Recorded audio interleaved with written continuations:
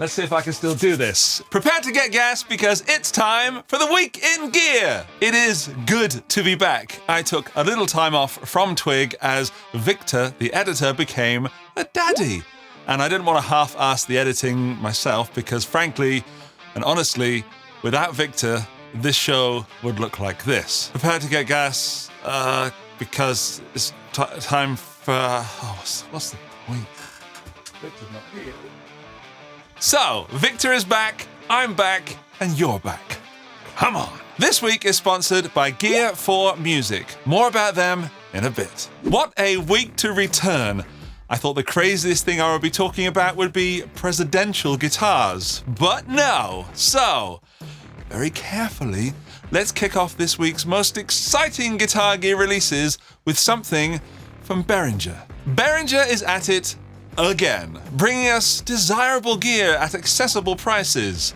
A baby Klon in a metal enclosure for about 69 notes. This time, this Klon clone is called the Centaur Overdrive. We can talk about that shameless name in a moment. Actually, no, let's do it now, because the Centaur Overdrive needs no explanation. There are probably more clones than there are Tube Screamer clones by this point, and I fully support making gear affordable for all. However, there are some exceptions. There is a line that I don't think should be crossed. In some cases, it's an unspoken agreement. In others, it can be a legal battle. Let me demonstrate for you. Owned by Behringer, the TC Electronic Zeus, not over the line. The J-Rocket Archer, still not over the line. The 𝗦𝗪𝗪𝗪𝗪, clear what it is? Not over the line, although version 1 got trouble from Narnia, so they had to redesign the graphic. Whoops. Demon Effects, very naughty company sometimes, but this time just getting very close to the line. The Warm Audio Centavo, line adjacent. 1 foot is in the air, thinking about stepping over, but not quite. And then we have the Behringer Centaur Overdrive, taking a full-speed running leap over the line, parkouring that barrier like a team of elite French freerunners, skidding to a halt, doing a naked victory dance, flipping the double bird at Bill Finnegan, and walking off into the sunset with a huge bag of money. And the thing is, I was annoyed when I first saw the Centaur Overdrive pedal, but I slept on it, and now I've got a kind of respect for Behringer for doing this. Seeing companies tiptoe around the Klon name and the graphic for so many years, it was inspiring at some points how people have had fun with it, but recently it's got kind of boring. And just during these thoughts, I flipped my mind and my opinion on its head. So, go for it, Behringer. Step out into the wild unknown of legal battles. I've ordered your Centaur Overdrive. I've given you my money. The pedal bubble has finally burst, and on the head of the pin that did it was inscribed the word Behringer. Okay, what we need now is a return to normality. A gear release that has 0 levels of controversy and won't get anybody in trouble. Least of all, me and this channel. The thing is, it's not going to happen because, and I can't believe I'm saying this next sentence, this week saw the birth of Trump guitars. Before we get too far into this, let me just say that I'm going to keep my politics out of this. I don't want to throw any more fuel onto any more fires this week, so this next section will be purely factual. Trump guitars give us 4 series to choose from. First up, the American Eagle series starting at $1,250 for the acoustic and $1,500 for the electric. The American Eagle Electric has a mahogany body, mahogany neck, a rosewood fretboard, 2-volume, 2-tone, 23 frets, and a 3-way switch. These guitars have the phrase, "Make America Great Again" on the fretboard, and they come with MAGA bender strings and MAGA 45 Trump buckers. The second series is the President Donald J. Trump Signature Editions. These are autographed versions of the American Eagle series, with the electric being $11,250 and the acoustics being $10,250. The Presidential series is a solid body single cut that comes in black, gold, or red and has a price of $1,500. Again, for these, we're looking at mahogany for the body and neck, rosewood for the fretboard, 2-volume, 2-tone, and 22 frets on this model. Oh, and the fretboard inlay spells Donald J. Trump. If you want MAGA 45 Trump buckers and those MAGA bender strings, you're in luck, because this model also has them. The fourth and currently final series is the God Bless the USA series, priced at $1,000. In this series, you get the choice of 2 acoustic guitars, one with a cutaway and one without, but both with a solid spruce body, sapele back and sides, and mahogany neck with a rosewood fretboard. On this model, the fretboard inlay reads, God Bless the USA. And now, as always, I will add a little bit of interpretation. Firstly, please take these specs that I've just read you with a pinch of salt, because the website itself says that these images are shown for illustration purposes only and may not be an exact representation of the product. There are also a few apparent copy and paste problems with the specs list where things don't look right to me, so please don't order anything from gettrumpguitars.com based on what I've just said. Please use your own brain and reasoning. Due to the price of these guitars, which is fairly high, I was very curious about which factory they came from, so I'd like to add to those facts I've given you so far by saying that I emailed the company asking for more information, and specifically where these guitars are made. They actually replied to me and they said, all of the guitars featured on gettrumpguitars.com were custom designed and developed by a veteran-owned company with the help of a master luthier. These guitars have been manufactured by multiple providers and include parts/features that are both domestic and international. This is standard with most guitar manufacturers. I am pretty experienced in identifying countries of origin, so I set to work and discovered that maybe I'm not as experienced as I thought I was, because even though the Trump guitars use the much less expensive construction method of a bolt-on neck, which is a non-traditional and non-American way of building these types of guitars, these guitars must be built in the USA, because if they were built in somewhere like China, which the build methods suggest, they could be breaking American law by not stating this. So even though to my clearly untrained eye, these look like the typical Chinese-built kit guitars with a huge upcharge, they surely cannot be. Again, in this case, please do not make purchasing decisions based on what I or others say on this matter, as, and we've learned this before, facts are not always clear. Well, let's just say that they're doing things at Trump guitars that nobody's ever seen before. Believe me, no one's ever made guitars quite like this. Tremendous work. Truly historic. The Mooer Prime M1 is a compact multi-effects processor designed for both electric guitarists and bassists, and on the surface, it looks pretty fantastic.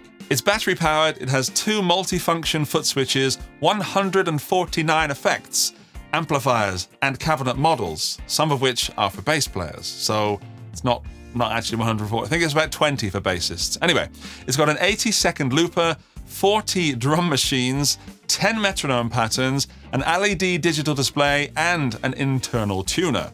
There's an app to deep edit, the integrated battery lasts for up to 5 hours, and you can use it to record to computers and phones via USB. It has a standard jack connection for mono input and stereo output, plus a headphone out, and Bluetooth for streaming music, and connection to an Android or iOS app, the one for the editing stuff. The sounds in the demo are very convincing for clean and high gain, but these types of units can kind of fall apart when it comes to the more mid-gain rock tones, like the sort of more AC/DC sort of, Led Zeppelin sort of tones, in my opinion.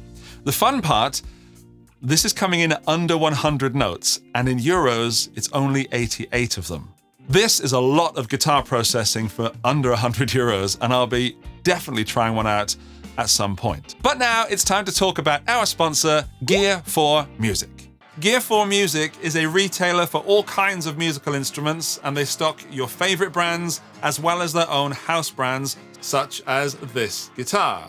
They have distribution centers in the UK, Sweden, Germany, and Spain, so you can get next day shipping all over Europe. They also ship to the USA. So if you want more information about this and the rest of the stuff from Gear4Music, follow the link under the video. What a lovely sponsor slot. If you enjoy this weekly show, share it with a friend. You never know, you could become more than friends. Best friends. Next up, Blackstar's back at it with the St. James 100, a 100-watt valve amp that's all about power, versatility, and making life easier for gigging guitarists who are tired of lugging around a hernia-inducing head. I know it means amp head, but I was just thinking about I have got a really big head. I was thinking about having a comically large head. No comments on that, please. Here's the big sell. You can switch between 6L6 and EL34 power valves or mix them together for a unique blend of tones in 100-watt mode. If you want to cut back on the power without sacrificing that Blackstar tone, no problem! The St. James 100 has a continuously variable power reduction feature, and that can take you down to 5% of its output while keeping all of that velvety goodness intact, which in English means that you can get crunch and compression without the eviction notice. It's got a built-in reactive load as well, which mimics the way your speaker reacts when pushed hard, plus Blackstar's super-duper fancy cab rig tech for IR-based cab and mic simulations, which means that you can dial in classic tones and tweak virtual mic positions without needing an actual studio or an engineer rolling their eyes at you when you're just fiddling and not knowing what you're doing. And the weight? It's 53% of your average amp head. And as a Marshall Bluesbreaker / JTM45 / Vox and Fender Deluxe player, that's very welcome. So if you're still crying over your last chiropractor bill like I am, this could be the answer. Other nice-to-haves? A cut selector for fine-tuning those high frequencies, MIDI compatibility so it plays nice with your fancy rig, and a flexible effects loop for both pedal nerds and pros running your fancy oozy-smoozy outboard gear. Bottom line, the St. James 100 takes everything that most people love about old-school valve amps, makes that lighter, packs it full of features for modern players. Blackstar's calling it innovation, but I call it a big thanks from my back, if it sounds good. I kind of know because I've had the Blackstar St. James EL34 20-watt as a live amp and the cab for a long time, and often I would shock people by carrying the little tiny head in one hand and the 2x12 cab in the other. And it is, if I've got it here, if I lift off this Fender Deluxe Reverb head, which you see all the time on my channel, whoops, watch this. That's the 2x12 cab. And I'm out of practice at the moment, so it's really light. I dig it hard. The Blackstar St. James 100 is available as a head or a combo, but the painful news is that they will set you back around 1,899 notes and 2,499 notes, respectively. Ouch. Beetronics has dropped the Lava Morphing Phaser, and let me tell you, this one is as weird and wonderful as it sounds. It's a 6-stage analog phaser, but here's the twist. You can set up 2 completely different phaser settings and then morph between them. And you can think of smooth transitions or completely chaotic shifts. It's up to you. Got it here. There it is. What really makes the Lava stand out, though, is it's got a built-in preamp, which is inspired by the classic 𝗬𝗪𝗪𝗪 circuits. It can give your tone a nice little bit of warmth, or crank it up and you get more of a sort of lead boost. So it's not just a phaser, it's one of those almost, well, not a Swiss Army knife, but you know, it's got more than just swooshy, swooshy, swooshy measuriness thrown in to a rather pretty looking box. I think they've also nailed the usability because the ramp LEDs, when you're moving from one to the other, give you a visual on your expression movements, so you're not stuck guessing what's happening mid-morph and chaos. It's almost like Beetronics knew that we'd appreciate some clarity amidst their madness. The Lava Morphing Phaser is coming in at around 240 notes, and it's one of those pedals that can go from subtle and classy to outright bonkers, and sometimes both at the same time. Classic Beetronics, making weird sound good. I'm aware it's not everybody's cup of tea, but if you want a regular phaser, just get a regular phaser.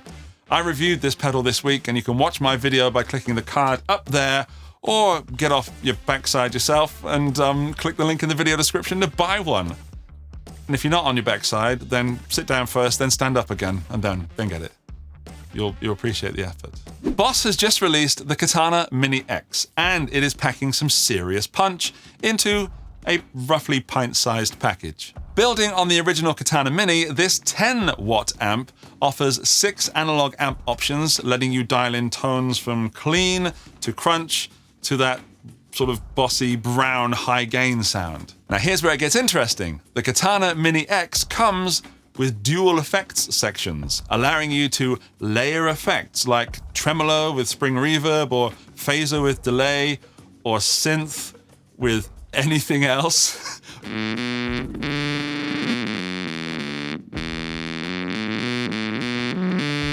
Plus, it's got an onboard tuner and Bluetooth connectivity, so you can stream tracks from your phone and jam along without any extra gear needed. And for those of us who like to play anywhere and everywhere, the internal rechargeable battery gives you up to 10 hours of playtime. All this is housed in a robust wood cabinet with a custom 5-inch speaker, which delivers a sound that I think is bigger than the size suggests. I also reviewed this week, and my full video is available in that card up there, although I wasn't that impressed at first, but as I dove deeper into the amp, I realized that there's some secrets to getting a great tone out of it.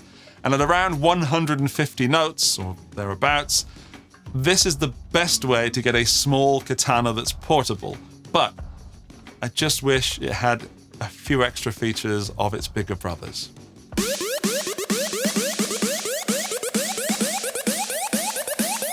Andy's Pick of the Week!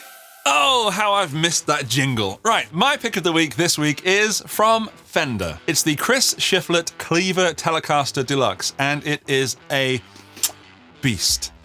This isn't just a nod to the Foo Fighters guitarist, it is a full-on tribute to rock and roll grit and beauty. First off, the body is older with a nitrocellulose lacquer finish, giving it a classy look and definitely a nice feel, because the belly cut on the back means you can play a marathon Foo Fighters set or any other set without feeling like you've been wrestling a bear. The maple neck has a 12-inch radius rosewood fingerboard and 21 medium jumbo frets, which is apparently built for speed and comfort. Although speed and comfort doesn't really come to mind when I think Foo Fighters, but maybe it does, I don't know. And are those perloid block inlays? Yes, they are! A touch of class on this rock machine that makes me a very happy Andy. I am just very curious about the custom oval C neck profile. As for the pickups, I'm glad you asked. 2 custom Chris Shiflett Cleaver noiseless CS90s, which deliver apparently powerful output with the throaty mid-range punch and singing highs of a vintage single coil, all without the hum. So, I think they're pretty much noiseless P90s. If you add in the hardtail strap bridge with bent steel saddles, you've got a monster of a TELE. This beautiful guitar is available in charcoal frost metallic, or Dakota red. The red one pushes all my buttons in the right way, and this might even convince me to part with around 2,500 notes, if that neck profile is not too skinny, and if I can sell a bunch of other stuff first. I'd love to know your thoughts on this. Is it still a TELE? Is it a pretty TELE? Is it just too expensive? Is it the steal of the century? Let me know in this comments section of this video. And while you're there, don't forget to drop a subscribe and a like. Thank you. Thank you to all the wonderful people that support the show on Patreon. Their names are up on the screen. Hello, everybody. I'm sorry we've been away for a little while. Oh, and these people support the show right here on YouTube. Hello to you. Thank you so much. Thank you for being patient. Glad you're still here. If you enjoy the show and you want your name up in lights, then click the join button right here on YouTube, or visit my Patreon link in the video description and top of the comments section. Here's a special thanks to the top tier members. I am well out of practice. Alinta Boston, Buddha Blue, Boom Shakalaka, Buzzazoo, Dirk, Doug Paget, Hugh G. Rection, Jindrik Strelka, Johnny McBadminton. I cheated, I breathed in again. Oh well, might as well have a big one. Michael Lerner, Pop's Place. This prank is officially sponsored by Jason Welch, Andrew Morgan, Dustin Bonney, Gary O'Neill, Josh Tanberg, PQ Deggs, Robin Kelly, Sarang Narayan, Pop, Sarang Narayan, Southern Panda 33. Thank you, top tier members. I need to get back to that. By the way, I've got a new section. I've been reading your comments on the past episodes of TWIG, and Victor suggested that we should put a comment of the week, or geek of the week, if you like. So here is my favorite comment from a few weeks ago in episode 62 of this show. It's from Rubber Toe Designs 6134. And he says, "Man, I love these overviews. Terrible for my gas, but these videos are great." I know that's one giving me a compliment. It's just sometimes you need a compliment. And I thank you for it, Roberto. A big thank you to our sponsor, Gear for Music. Go visit them. There's a link in the video description and top of the comments. And if this video sparked some joy, smash the like button and give the person nearest to you a hug. And I'll see you in the next one. Bye-bye!